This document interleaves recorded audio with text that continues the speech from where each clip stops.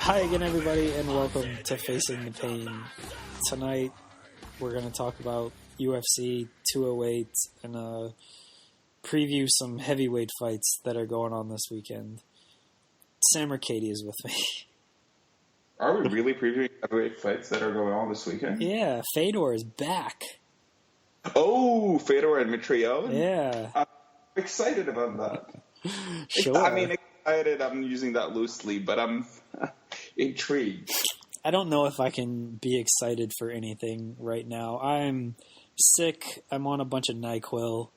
I just want to go to bed, and I have to talk about Holly Holm against Germaine de Randamie. Well, let's talk about that. Let's talk about Holly Holm being potentially a one-hit wonder. The one-hit wonder of MMA. She's not. Is she the one-hit wonder of MMA, or is it Matt Serra the one-hit wonder of MMA? I think it's Matt Serra. Like, definitely, the Matt Serra upsetting George St. Pierre was definitely a much bigger upset just because of what ended up, like, in hindsight, you just look at George St. Pierre's career arc after that and Ronda Rousey's career arc, and it's definitely a bigger upset. Although George St. Pierre is on his way back. Did you read that? Oh my God, that's depressing. Yeah, I read that. Is really, I've never been so pissed off. He doesn't want to fight again. Remember, Dana said you either want to fight or you don't want to fight. So why do they want to sign this guy if he doesn't want to fight? My favorite is what's the Twitter account? Korbaka Hitman or something? Yeah, is that Kaposa, yeah. Yeah, he tweeted Dana's post-fight press conference after St. Pierre beat Hendricks a few years ago. Yeah.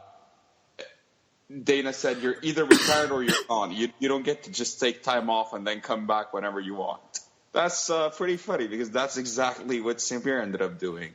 Has Dana ever said anything correct? That is actually an interesting question. Honestly, okay, I'm sure he said something correct, but seriously, when he's in promoter mode, which is always, like, I don't know about his personal life, but let's say every time it's an interview or press conference, is the ratio of correct to incorrect thing positive? No, there's no way. I'm with you. I'm really with you. There's no way. It might even be 2-1 incorrect to correct. That's fair. I'm buying that. I'm definitely buying that. Germaine de Randamie beat Holly Holm by outstriking her for most of the fight. Holly Holm wobbled her. It played out more or less how we said it would. Like, Holm was tentative, and when she did press forward, she got countered. Holm wobbled her in the fourth round, hit her with a head kick. The biggest thing of this fight is de Randamie hit her twice after the horn sounded. First in the second round, and then in the third round. And Rogan and Cormier were screaming about taking a point. They definitely should have taken a point after the second time. The first one was kind of close. She landed a really hard right hand, like right after the horn. The second one, she threw like 2 or 3 punches after the horn, and you've got to take a point after that. If a point's taken, this turns into a draw. But I think Randame proved that she was the superior fighter in this. She was beating her up so bad on the feet that Holly Holm turned into a wrestler. And when has Holly Holm ever taken anyone down? That's actually a true story, or a true point. Unlike the Shogun and Vera. Shogun thing. Just real quick, because I do think, I don't mean to undersell the fight at all. Maybe I do. It wasn't a good fight. Like, it was fine, but no one cares about these girls. Yeah. It's a fake title that, no one cares about this title. Holly Holm she beat Ronda, and you're never going to take that away from her, but she's not this like big star or anything, and no one knew who Germaine de Randamie was prior to this fight. I like that people are, because I've read a lot of, like, oh my god, Dana must be so mad that de Randamie won. He can't build a division around Holly. Like, who cares about de Randamie? That is only half true, because it's not like if Holly Holm had won, then, like, he has this big star on his hands that he can build a division around. Like, people don't really care about Holly Holm. They know who she is after she beat Ronda, but it's not like, she was going to be the face of the division and people like, what the hell is this you in a poll as far as numbers? It's going to be brutal. Yeah, I don't think it's going to be good. It's going to be brutal. I mean, maybe the only way I could see it being good is just Anderson buys. That's still not going to be for it to be good. I mean, Holly Holm, whatever this card draws, I think it's all Anderson. I don't think Holly Holm should get any of the credit for whatever this card draws. Yeah, like, how much did UFC 200 pull? I don't. It did over $1 million, I'm pretty sure. But Holly Holm wasn't on that card. What does that have to do with anything? Holly Holm was not. Oh no, Misha and yeah. Misha and Holly Holm did well, but that had Connor and Nate. Yeah, you can't count that. That's the thing. Had Holly fought like on her own at what's the pay-per-view she had where she wasn't accompanied by a big star? That's what I want to know. She hasn't had a pay-per-view. She was on Fox. I don't know what the Fox number was. Yeah, that's the thing. So this is going to be the first time since she beat Ronda where I mean, Anderson being on the card is nice enough, but you know what I mean? Like, it's not like it's a major fight or anything, and it's Anderson in 2017. I still think Anderson is a draw even in 2017. Like, I'm not giving Holly Holm any credit for this card. Oh, no. Like, I do think if people tune in, it's more because of Anderson than Holly Holm. But it's hard to call him a draw when I don't think he's going to draw a lot of buys. If he ends up doing it, then maybe his drawing power still holds up better than I'm giving him credit for. Regardless, I don't think it really would have made a difference one bit who wins in terms of like the future of the division as far as exposure and marketability goes. I don't think it would have made much of a difference. I'm more interested, honestly, in the shots after the bell. I think that's a much more important narrative. I do think, because I've heard this when a lot of fighters say it, and even the refs and commentators sometimes back them up on it, is that it is hard to hear the sort of the 10-second warning thing during the fight, or more importantly, hear the actual horn. Like, a lot of the time, they say like you just can't hear the horn. But I would say that is mostly when the crowd is loud, like if the crowd, you know what I mean? And I highly doubt that the crowd was going nuts cheering de Randamie and Holm enough for de Randamie not to hear the actual horn. In the heat of the moment, maybe she didn't hear it. However, I don't think that is an excuse. In other sense, when you have a rule in there, a fairly straightforward rule and a pretty logical one, you don't hit somebody after the bell. That's what the bell is there for. It doesn't matter. You're not there to question or wonder whether, she might have heard it, or in the heat of the moment, she threw a shot after the bell, or whatever. She couldn't stop herself. It doesn't matter, especially when she does it twice. Like the first time around, maybe you let it slide. The second time, you take a point. That is one thing. You and I we talked about this briefly off the air the other day, and I think it's important to bring it up. It's funny how fouls are punished in other sports far more severely than they are in MMA. When this makes no sense because fouls are much more damaging in MMA than they are in other sports. Like, seriously, like, what is a flagrant in basketball, really? Like, how much foul, you just hit the guy hard.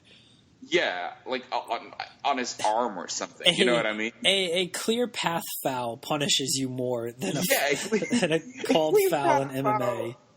It's just like somebody holds you when you're on your way to the basket. You know what I mean? Like it's going to be a fast break basket, and they just tug your jersey, and so you get 2 shots in the ball instead and a possession. Instead of you get the fast break dunk or layup or whatever. So that is a potential 5-point play. Like, let's say you end up making a 3. Let's say a potential 4-point play. Let's not oversell it. It might be a 5-point play. No, it's a potential 5-point play. You can make a 3. That's not really something out of the question. It's not a – yeah. So it's a potential 5-point play, which is, pretty big when you think about it.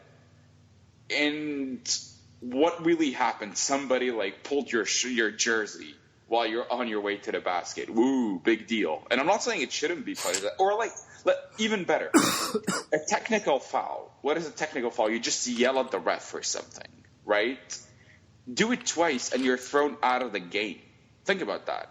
Like, you're thrown out of the game. That is, think about how much of an impact that has if you're a player that actually matters. So, in MMA, you punch somebody twice in 2 separate rounds after the bell. And her punishment was what? Rogan and Cormier yelling about it? Yeah, pretty much. It is.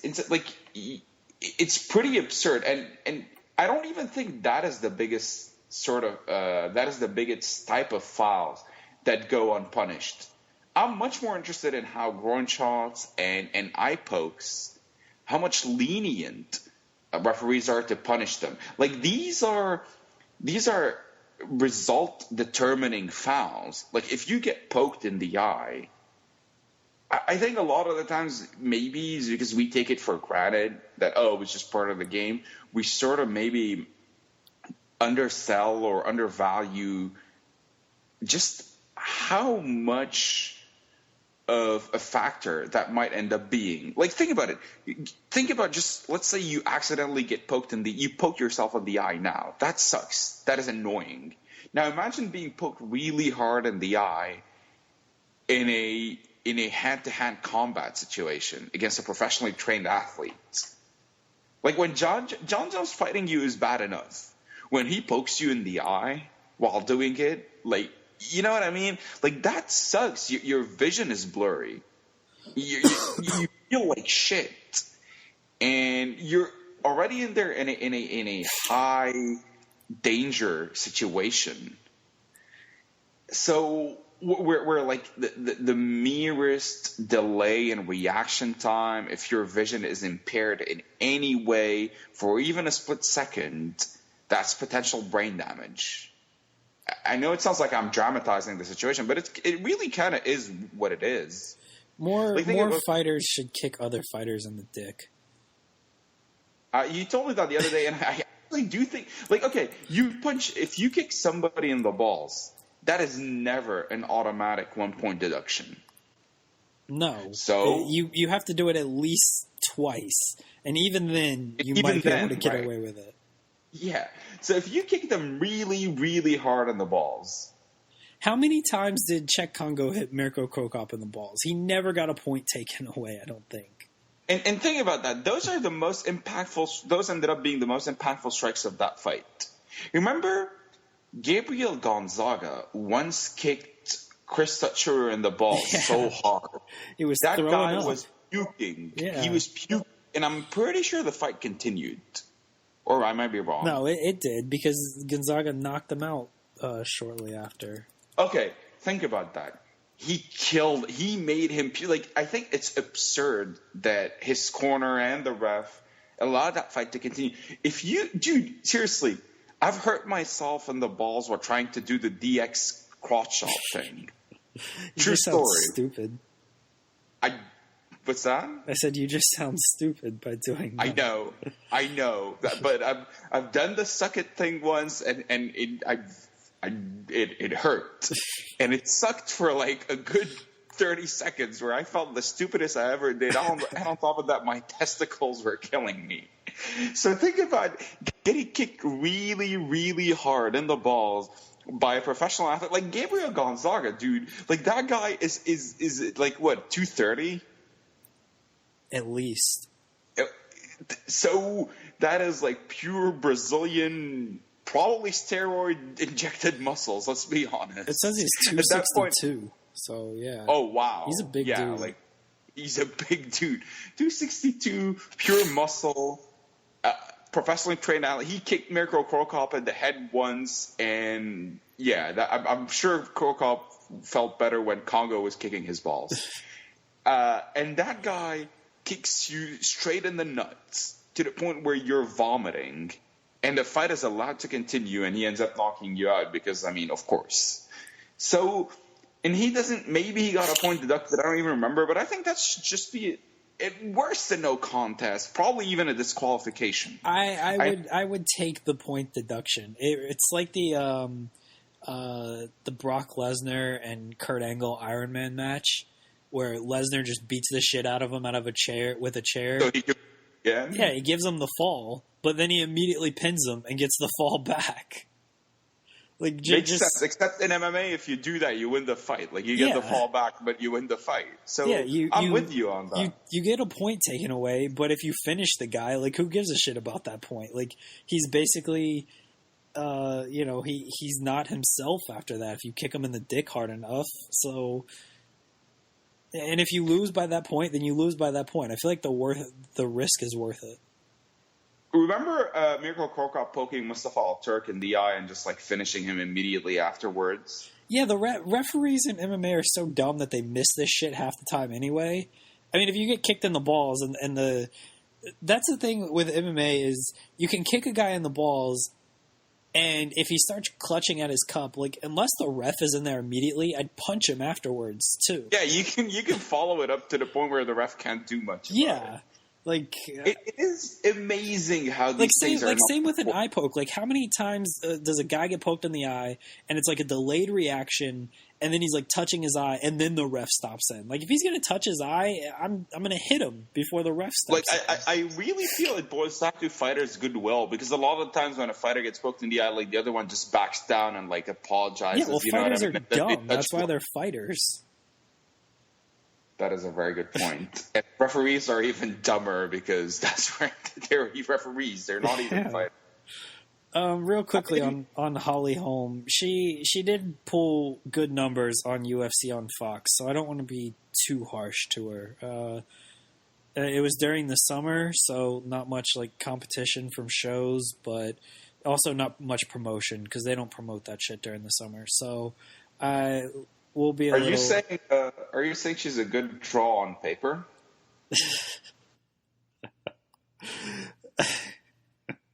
She's a good draw on who is paper overall. I don't even know what that means.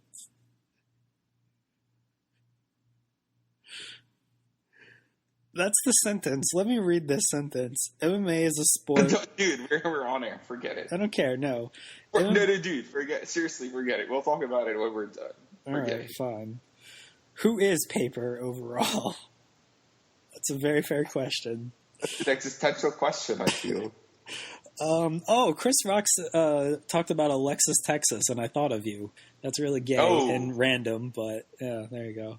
Just want to throw that out there. I was talking about Alexis Texas gay.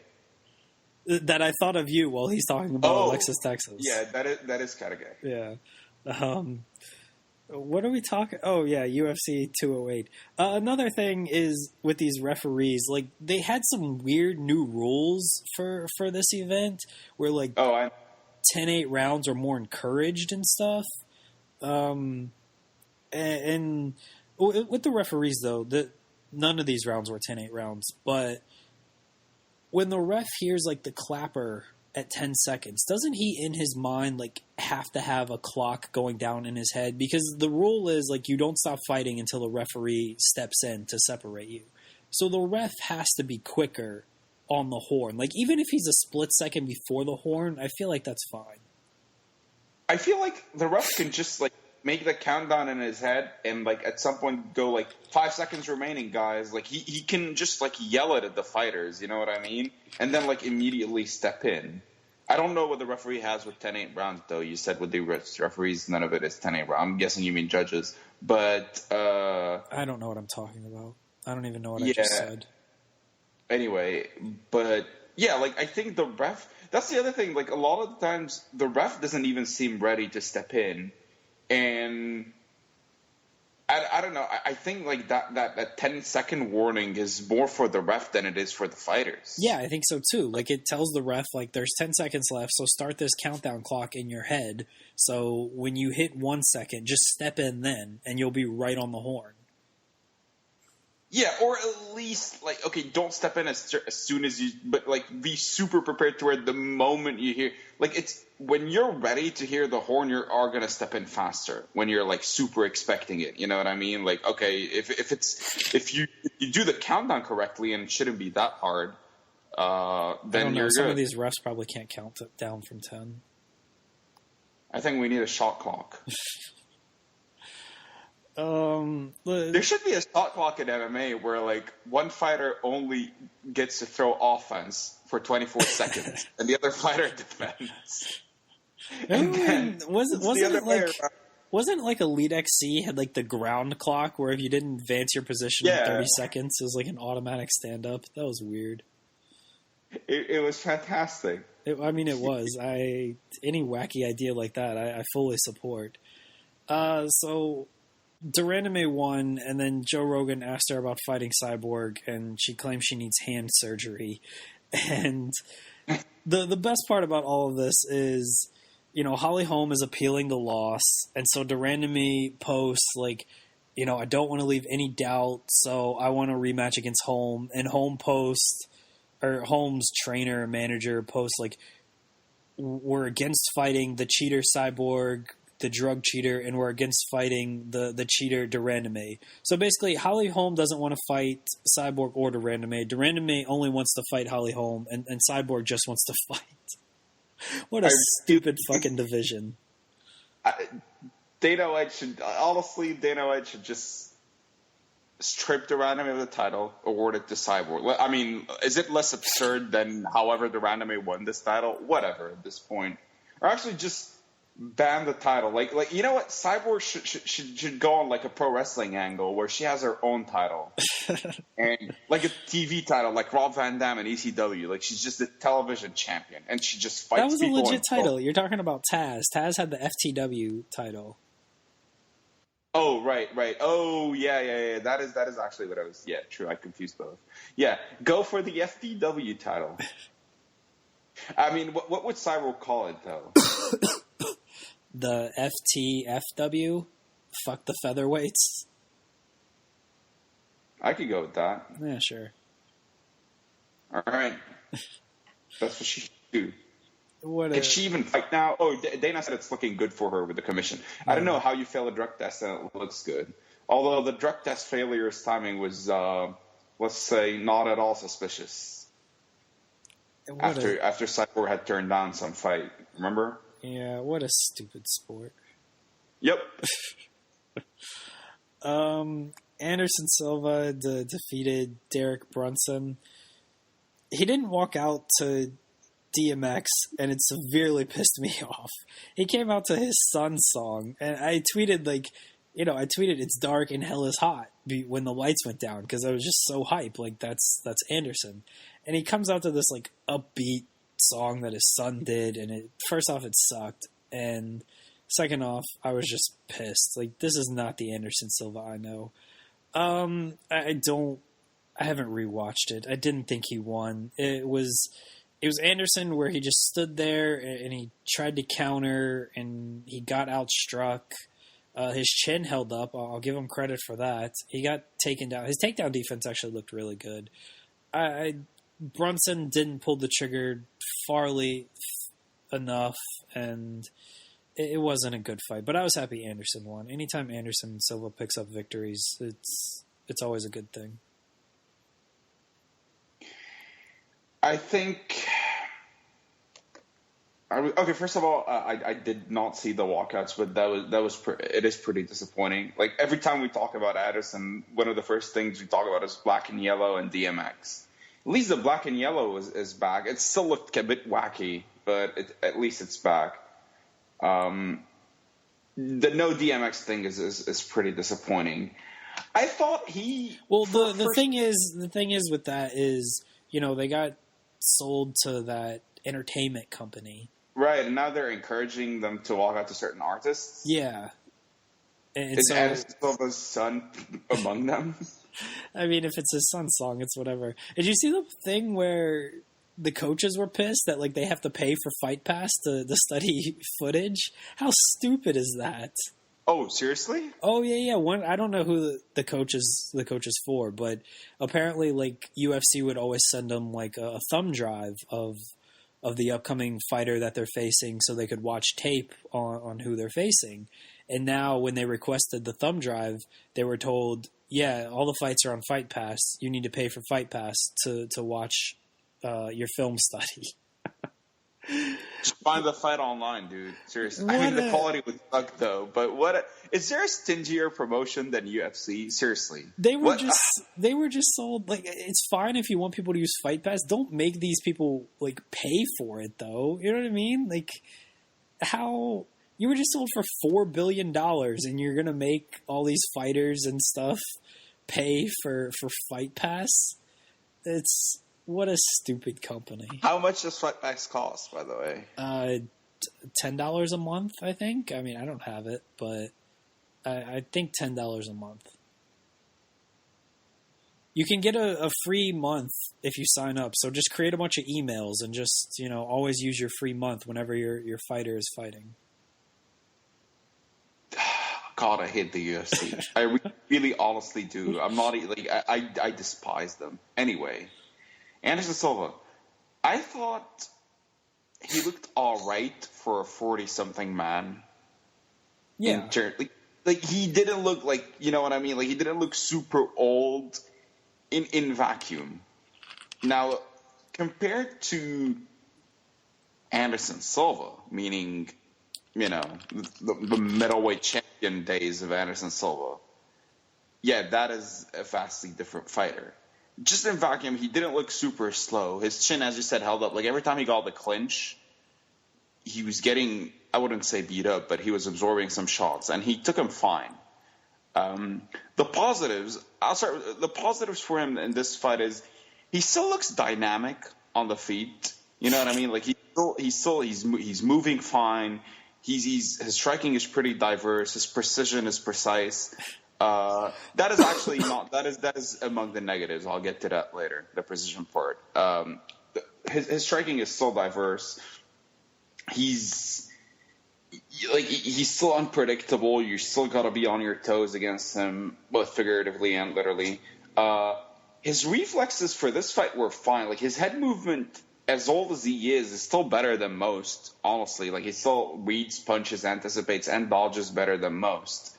And his kicks are still the fastest I've ever seen. Honestly, when he throws these body kicks and body knees, they're really, really fast. And his takedown defense, I think you mentioned that, looked really good. I mean, yeah, his sprawl looked outstanding.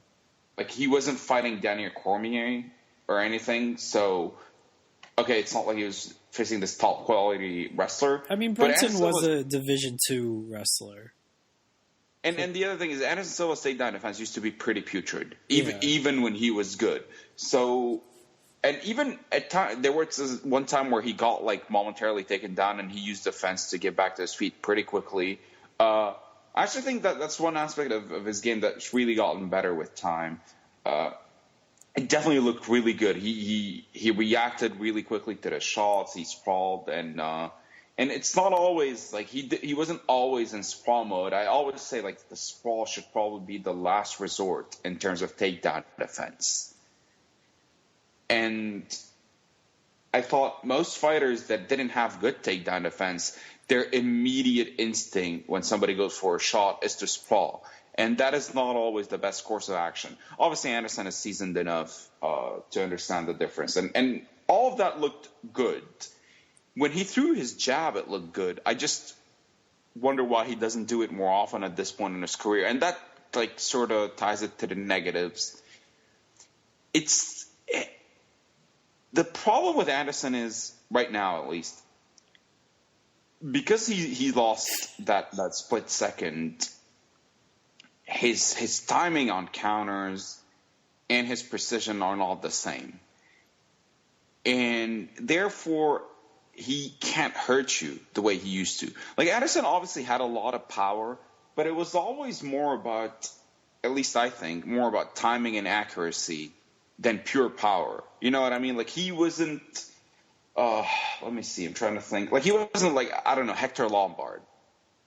Yeah, he wasn't going to, he wasn't going to sleep you with, like, one big hook just out of nowhere. Right. Or like a Robbie Lawler. Like, when Lawler hits you, like, his punches aren't very, like, technically sound, but that guy hits you and you're done. Anderson was very much so. He would hit you when you weren't expecting it and when you were open. And so that's how he typically slept guys. Yeah.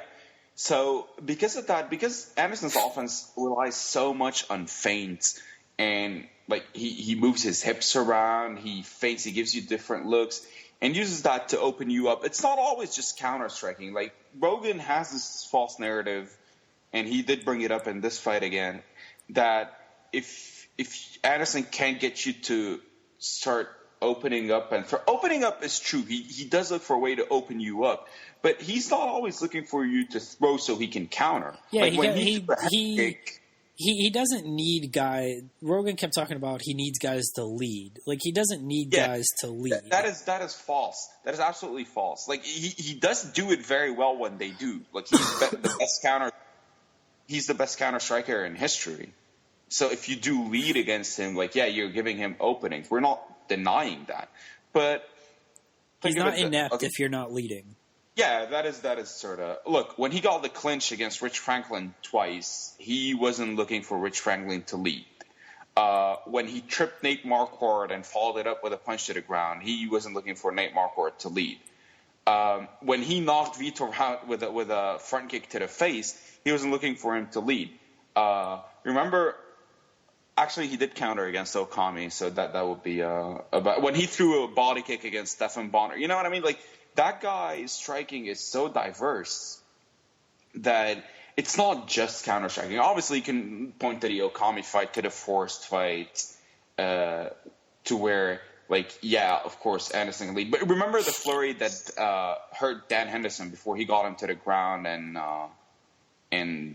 choked him out? It was a knee to the head. Like, he threw, that head kick knee he throws. You know which one I'm talking about. Yeah. Where he throws what looks like a head kick but actually connects with his knee. That's Anderson. So it's not purely counter-striking. But he needs to throw feints and get you to react. And he still does do that, except he's not as quick or as accurate, as precise when he does follow it up. So he doesn't end up hurting these guys the way he used to. The other thing is obviously strength. Like Anderson, when he used to get the Muay Thai clinch, you were completely screwed. You can see in this fight that when he was getting the plum, he was getting sort of overpowered. Like it did look like Brunson was the younger, stronger guys. Yeah, it looked that was my biggest thing is like he had the plum a few times and he couldn't control like we're used to seeing him control that plum, and that's Brunson kind of did his most damage when he was actually being controlled with the plum because he roughed him up with some dirty boxing. So yeah, Anderson's not Anderson, but he's still. I mean, he cannot clearly beat guys like Derek Brunson, even though Derek Brunson is appealing this fight. So this card could have potentially the main event and the co-main event just go down as no contest. Yeah, that neither of that is happening. Honestly, it is so lame that they're like, okay, look. First of all, I didn't think either decision warranted an appeal. So we've seen far worse in MMA, so that's just PR. You know what I mean? Like, appeal to the decision is just a way for fighters to insist that, oh, we think we won. The Brunson decision, come on, okay, maybe Brunson. I honestly didn't think it was outrageous that they scored it for Anderson, especially in light of the new rules where 30-27 was outrageous. 30-27 was ridiculous. 30-27 is absolutely ridiculous. But if you want to give Anderson the second round and probably the third round, like right? There is no way he won the first, so that was pretty insane. The third, honestly, I thought he was winning it. The only thing that sort of makes people potentially lean towards Brunson in that third round was the takedown. But in light of these new rules, like, he literally did nothing with that takedown. In fact, he probably absorbed more shots than he threw with that takedown. And I do think that is the way. And if the fight was scored in reverse, that takedown wouldn't have mattered. That is absolutely 100% correct. I'm glad you brought that up. And it's funny you do say that. That's a reference to something we've talked about in the past that most people aren't aware of. But just real quick to actually explain what you're saying, it's a theory I had once that's not nearly as dumb as it sounds. Is that a lot of the time when somebody gets a late takedown, the whole narrative with Rogan and Goldberg was that, oh, a late takedown to sort of like sway the judges. You know what I mean? And a lot of the time, it's like, well, that other guy just spent 4 minutes winning that round. Like, not necessarily dominating. I'm not talking about necessarily this round, but just in general. Like, if a guy spends 4 minutes outstriking you, let's say marginally, but he was outstriking you, and you get, like, a takedown in the last 30 seconds, one last shot, Joe, just like Tito Ortiz, and you get, like, a takedown in the last 30 seconds, and you don't do much with it, you didn't win that round just because it's supposed to leave an impression. So my theory was that, let's say that round went exactly the way it did, but in reverse. Then that takedown doesn't leave nearly as much effect. Let's say it starts with that takedown, and then they get back up, and the striking unfolds exactly the way it did. So the round goes virtually exactly the same, except virtually identical. Virtually identical, but in reverse. It's still literally the same round. You're literally supposed to score it the same way. So just because something happened at the end of a round or at the beginning of the round shouldn't matter. Like, every time frame within the round is scored equally. It's not like, oh, you know what I mean? It's not like a last second shot counts more than a first second shot. That is sort of what I mean. So that late takedown shouldn't matter much. And I did think, actually, Anderson was probably winning that third round. So it does boil down to the second. My instinct, honestly, just like I didn't really. It's not like I rewatched it or anything. Jesus, you're making much noise. I'm hungry. I need to eat before I fall asleep. That is understandable. All right, don't get bitchy now. I forgot what I was saying. Oh, my instinct was that Brunson won. I'll need to rewatch it, but I can totally see Anderson winning rounds 2 and 3 without being too outraged. An appeal is definitely insane. I think everybody on this card should just appeal, since it was nothing but decisions. Well, you know who can't appeal? Tim Boetsch. Tim Boetsch got Kimura'd by Jacare. And now Jacare won't fight for the title because Michael Bisping is going to fight Anderson Silva.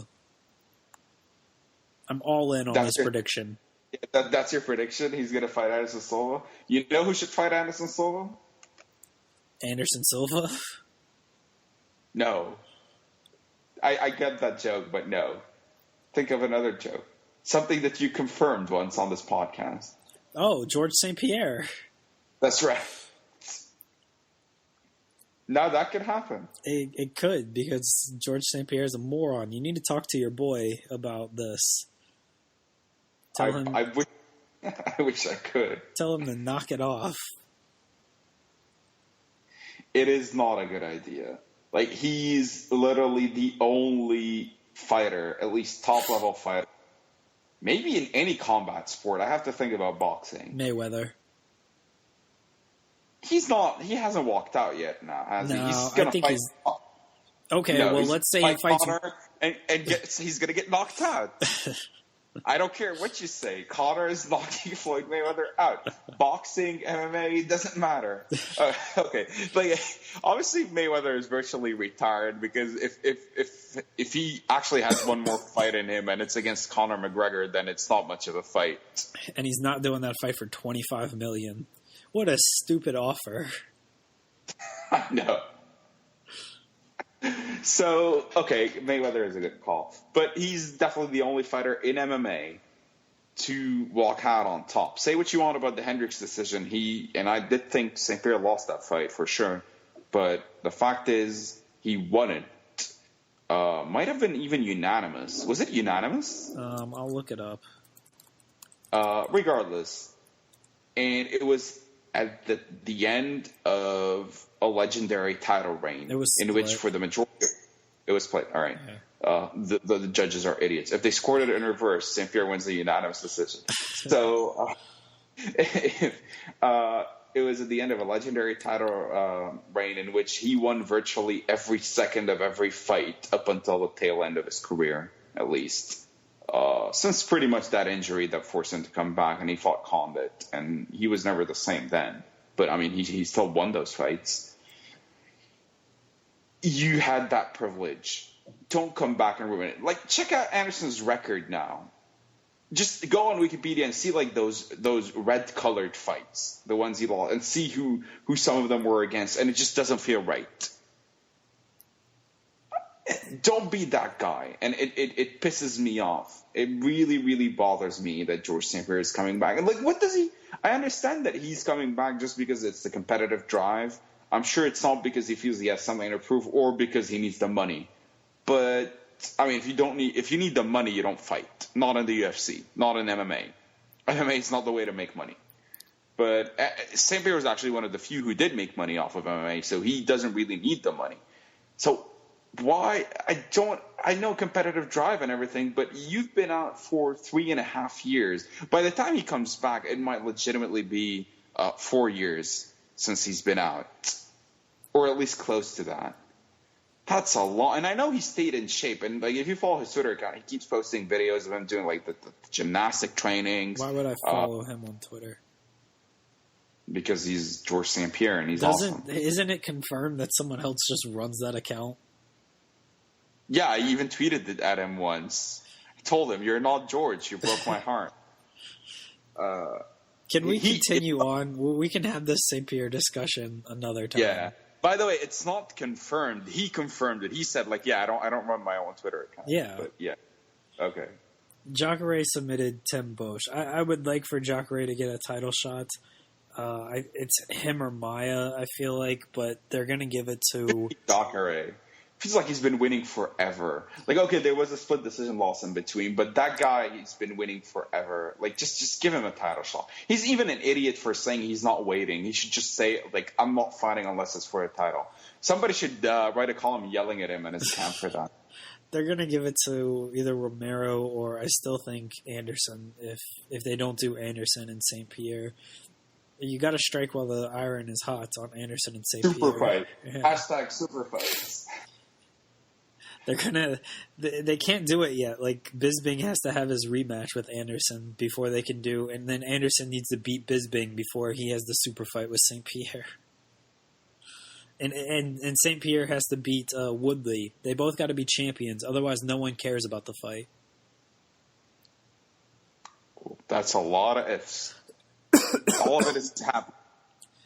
I like Jacare. It sucks that he's 37 and he's never going to fight for a title. He's one of the few fighters that are like so much better than his opponent, whoever his opponent is. He's just so much better than you at one discipline, to where when he gets there, it's so inevitable that it's like a joy to watch. You know, like the moment he took him down, even the commentator's like, "Oh, okay." Like, he took him down early in the first. Like, this is not going to end well. And it almost doesn't matter who his opponent is, unless it's like a Damian Maia or something. Like, he just makes it look so. I mean, Cormier said it's effortless, and that's like his only good call of the night. It was pretty effortless. Like, he's taking you down. It's like a throwback to the old days, you know, like these jiu-jitsu guys who aren't used to being on top. Just take you down, get mount, Kimura. It's I love Jacare. Glover Teixeira beat Jared Cannonier. He took him down and just beat the hell out of him for 3 rounds. He got a 10-8 in one of the rounds.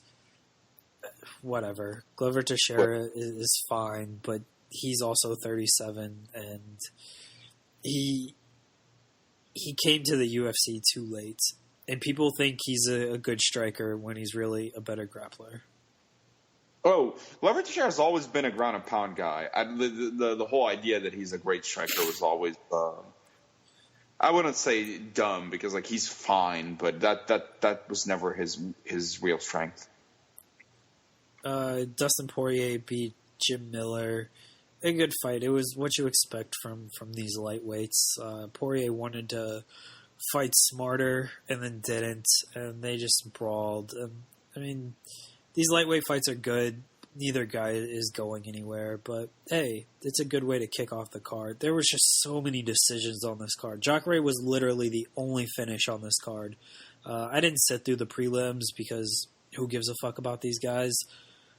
But even by the time... The prelims were also all decisions?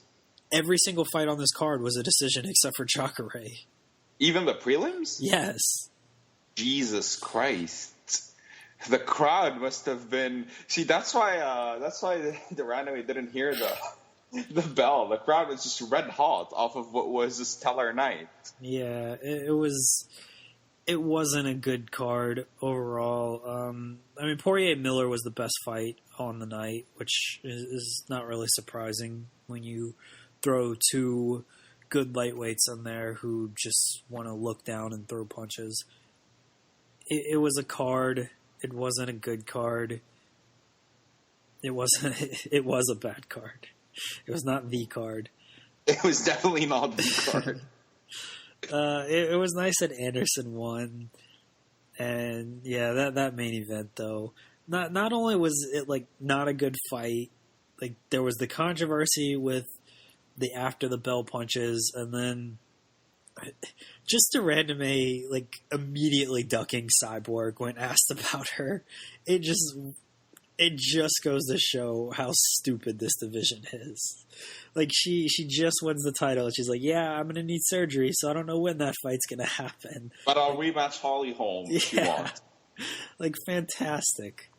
What a stupid fucking division in sport. There's another UFC card this week because of course there is. Derek Lewis against your boy Travis Brown. My boy Travis Brown. The great Travis Brown. Has he left Edmund? I thought those were the reports that he'd left Edmund, because my pick hinges on that. I don't know. I like Derek Lewis. He's got a personality and he's fun on Twitter. And so for that reason, I'm picking Why him. do you follow Derek Lewis? I don't. People retweet his stuff. Okay. I don't follow like any fighters, but I follow certain MMA media people, and they like to retweet his stuff. So. Oh, I follow one fighter, just on principle. George St. Pierre. Yeah, or whoever runs his account. Yeah. I'm not even a fighter, but I mean, he will be soon. I can't pick Travis Brown on principle. Fuck that guy. Yeah, I was honestly... Oh, you stole my line. That is exactly what I was going to say. Honestly. And if he's left Edmund, that's more of a reason to pick against him, because if you leave a stellar coach like that... I'm just really hoping Edmund is in his corner so we can watch like that corner cam thing where you get to hear his instructions. He's a baby in front of you. He's a baby in front of you. That's all I want. The co-main event is Johnny Hendricks and Hector Lombard. That's a fight. Battle for who's more washed up. I'm going Hector Lombard, actually.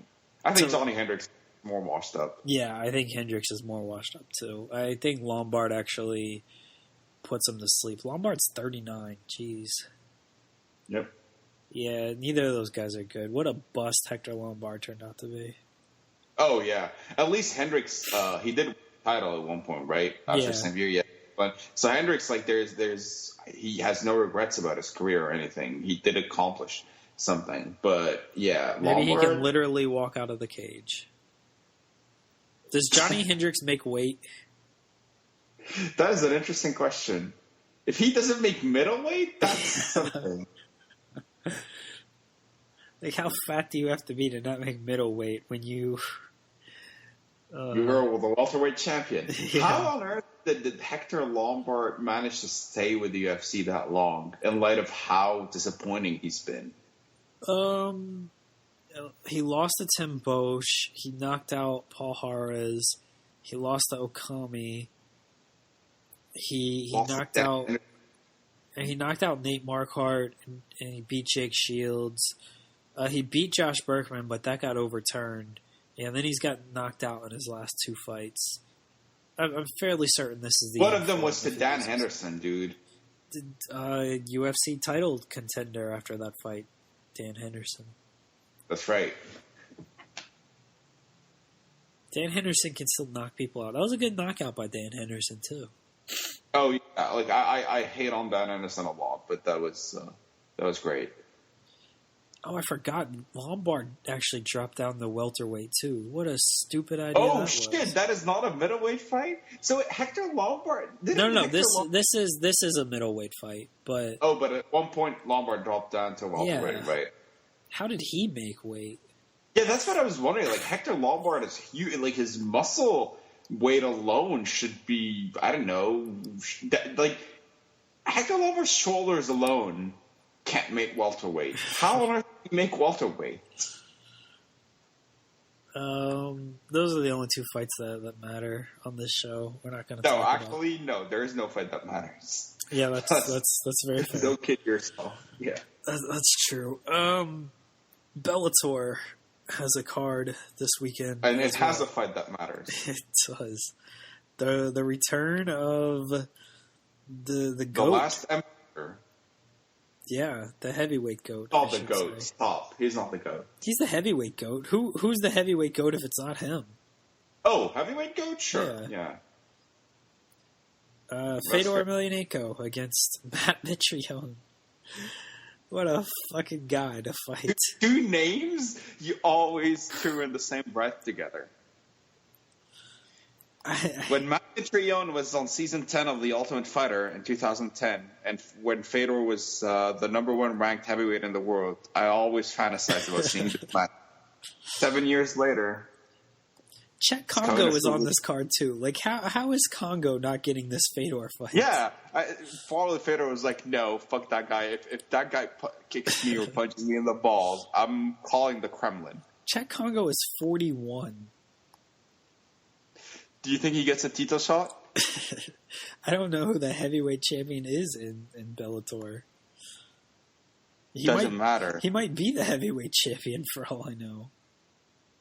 Oh, that would be... Let's see who the heavyweight champion is in Bellator. Then if it's Czech Congo, I'll be so happy. Then his career has come full circle. I would think Fedor beats Matt Mitrione, but who the fuck knows? I would think so too, but... if Matt Mitrione... does he... Like, didn't Fedor just win a bullshit decision in Russia against... Fabio Maldonado. Yeah, so... I mean, Maldonado's a better fighter than Mitrione. But Maldonado is also, like, a middleweight. Yeah. Mitrione, like, I'm sure he has power. So, like, if he punches Fedor in the face... might be bad. I'll pick Fedor. I was never like the biggest Fedor fan or anything, and he does have one of the most obnoxious fan bases in any sport ever. Not quite Golden State Warriors because it doesn't get worse than that, but close. And I want to say not quite BJ Penn fan base. No, actually, Fedor fans were the worst back in the day. Fedor fans were the worst, even worse than BJ. But I do get nostalgic, and this guy was part of like when we grew up watching MMA. There is something magical about MMA when it's good, and like Fedor versus Crow Cop. Everybody, just do yourself a favor. Go on YouTube and watch the Pride package they put together, the preview for that fight. So a lot of it is in Japanese, and it's not even subtitled. Yet, it will give you goosebumps, honestly.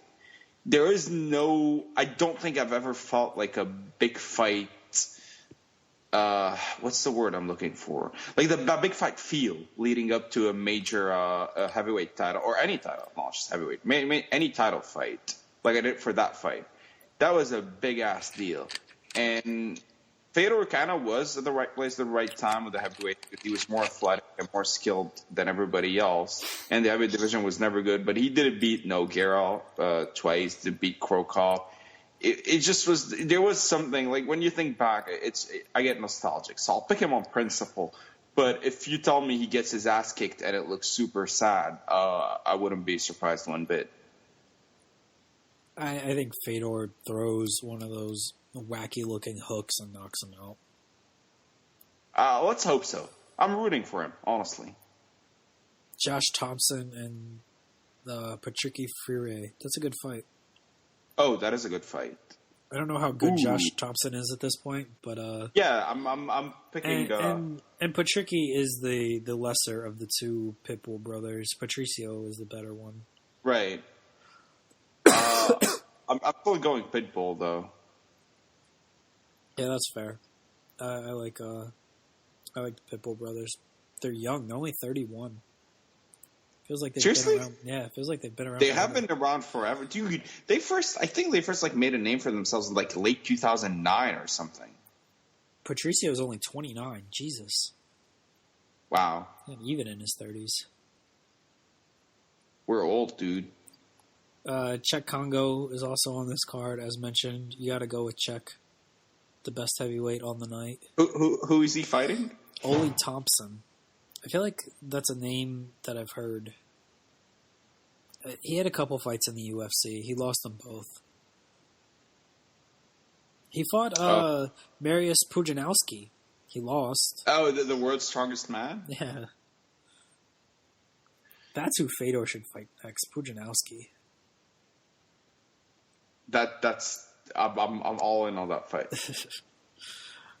And Josh Koscheck makes his long-awaited Bellator debut. This is a stacked card. How old is Josh Koscheck? You want to take a guess? I'm going 38. 39. Oh. Joe Stevenson is coming back to the UFC. What? They're doing Ultimate Fighter, like the redemption season type thing again, and Joe Stevenson is part of the cast. So whoever wins is going to win the title. Yeah, I guess so. Does the winner get a title fight like Matt Serra? That should be the stakes. The winner gets the title. It doesn't even say like what the winner gets. I guess he just gets another fight in the UFC. Gets back in the UFC, except everybody else will as well. So what is redemption really in this case? It's weird that Joe Stevenson is still around. It's weird How that old is Joe Stevenson? Joe Stevenson's young, I feel like. How old do you think he is? Dude, that guy was in the UFC forever. Yeah, but he was like in his mid-20s when he was in the UFC. I'm going to go 34, but I would have 34. Oh, wow. But that's still like young. Considering he should be like 50. He's been around forever, and he did have a lot of UFC fights. Like, I want to go like... Joe Stevenson's been fighting since 1999. Exactly. 1999. When Joe Stevens started fighting, I was 11. Yeah. That is a long time ago. And he's only 34. Joe Stevens... How is Joe Stevenson only 34? How is he only 6 years older than me? I think like I think like if I meet him on the streets, I'd be like, oh, this like I should be respectful. This guy is my dad's age or something. Weird. Anyway. That's all we got. I'm pretty sure. I don't think there's any other MMA news or notes or events to cover. Thank God. Well, I gotta give you props for somebody who's sick and very sleepy. You've did a good job holding this together. No, I Now, didn't. But thank you. watch you tell me that you forgot to hit the record button. No. I hit the record button. We're good. This Plot has twist. only been an hour. I swear to God, we've been recording for like 3 hours. No, that's why I thought like I was trying my best to keep it short. Not that there was much to talk about, but I was trying my best to keep it brief because I thought, well, I mean, you told me you were sleepy, you told me you were sick, and it's like, all right, let's just keep it brief. And I thought I was doing a good job. Then I'm hearing you almost dying out there, and I was like, wow, have we been recording for that long? And no, the answer is no. We'll be back next week to talk about these cards that we're probably not going to watch. Why lie to the people? Absolute bullshit. I don't know what you're talking about. I refute allegations. I might watch oh no, I'm actually going to a hockey game Friday night. I might watch the Fedor fight. I'll watch Fedor. If he wins, maybe I'll go back and watch it. Yeah, I might watch the Fedor fight, but I'm not watching this UFC card or anything. I don't think we have anything to preview next week, so there's actually no card the following weekend, so we have to make shit up to talk about. Don't worry about it. We can talk about the trade deadline. We'll talk about the trade deadline. All right. We can talk wrestling. We'll find stuff to talk about. Don't worry about it. I think we do our best job when we don't have something to talk about. That's very fair. Do the outro for me. I screw it up anyway. That will do it for this week. Join me, everybody, next week. We'll see you right back here inside the podcast.